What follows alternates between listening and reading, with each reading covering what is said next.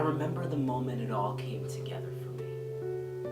But let me back up. I grew up in a faith that was passionate and exciting. But then I realized that I was queer and I felt like I had to leave behind everything that I had grown up with and known. And so I tore it all apart. I deconstructed everything that I had been taught. And I replaced it with academics and with education and with the meaning of the words in Greek and Hebrew and with historical criticism. And I loved it, but that spark was missing. And now I was in seminary studying to be a minister, and I wasn't sure that I had any faith left to give to anyone else.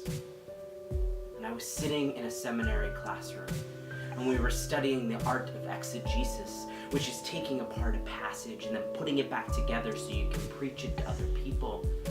And I loved this art because I loved words and I loved writing and I loved stories, but still I wondered, is there anything that I have left to give? And we were talking about the story of Thomas, doubting Thomas. The poor guy, you have one bad day and you're stuck with a nickname that lasts forever. And we see in this story that Jesus, he's been crucified, and the disciples are gathered together and they're in an upper room and they're terrified, but Thomas isn't with them. We don't know where Thomas is. Maybe Thomas went out for snacks or on a beer run. But either way, while Thomas is gone, Jesus appears to the disciples. And he comforts them and he gives them hope. And then he disappears again and Thomas comes back and everyone says, "Hey man, you missed it." Thomas says, "Listen, unless I can put my fingers in Jesus' side, I'm not going to believe that he's back.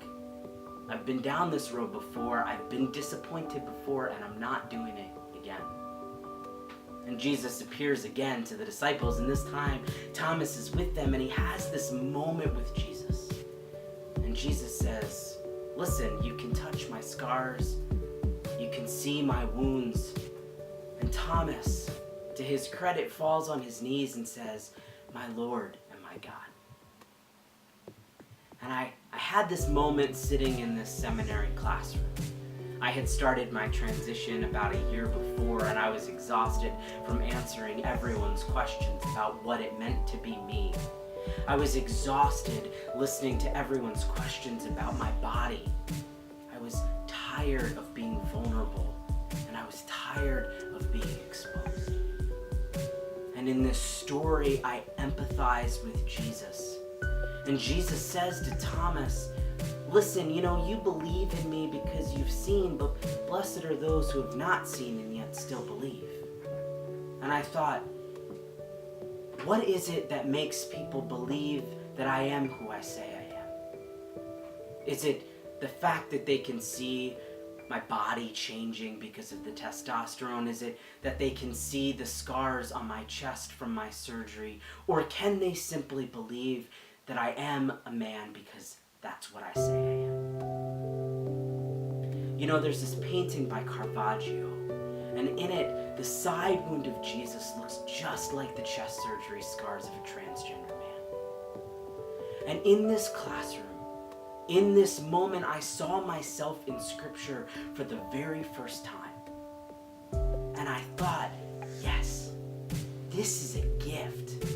This is a gift that I can give to the world.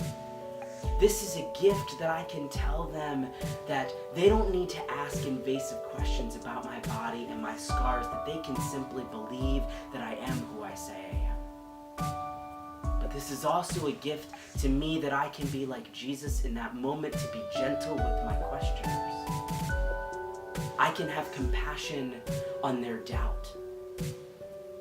And this was a moment for me when it all came together. And when I thought that there is something left in this Jesus story, there is something left in my faith, there is something left in me to give to the world. And it was a miracle. See, I grew up believing that one day when we died and went to heaven, we would be resurrected and we would be given new bodies, bodies that were perfect, bodies that were without scars. And as someone who has scars that I am ambivalent about at best, this was a comforting thought. What if when our bodies are resurrected like Jesus' body, we keep our scars?